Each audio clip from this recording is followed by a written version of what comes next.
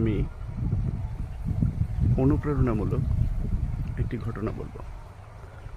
এমন একজন মানুষ থাকা দরকার, যে মানুষটা পুরো পৃথিবীর বিরুদ্ধে থাকলেও সে অবশ্যই আমার পাশে থাকবে।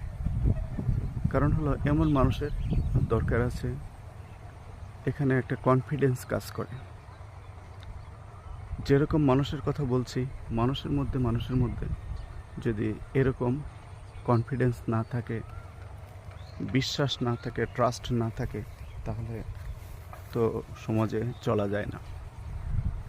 আর সেই বিশ্বাস অর্জনের মতো অনেক বৈশিষ্ট্যের দরকার। আসলেই আমাদের মধ্যে এমন কিছু মানুষ আছে যারা কোনো মানুষ সম্পর্কে কোনো কিছু বললেই যে বিশ্বাস করবে এমন না। তাদেরকে তেমন আমরা অন্ধ সাপোর্টার বলবো না।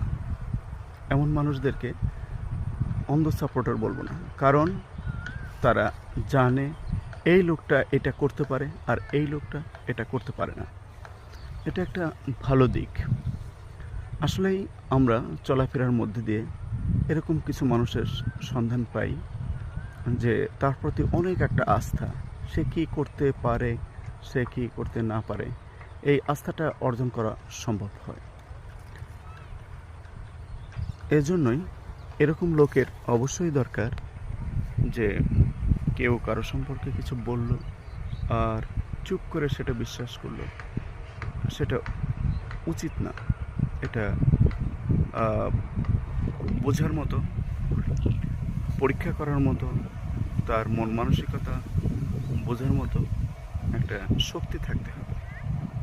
এই শক্তি না থাকলে কেমনে চলা যাবে, কেমনি বন্ধুত্ব হবে?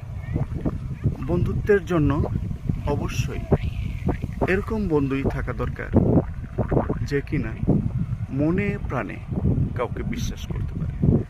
এই বিশ্বাস অর্জন 2-4 দিনেই সম্ভব না, মাসের পর মাস লাগবে, বছরের পর বছর লাগবে। তার এরকম বন্ধুর সাথে উঠা বসা থাকতে হবে, চলাফেরা থাকতে হবে, মিলমিশ থাকতে হবে,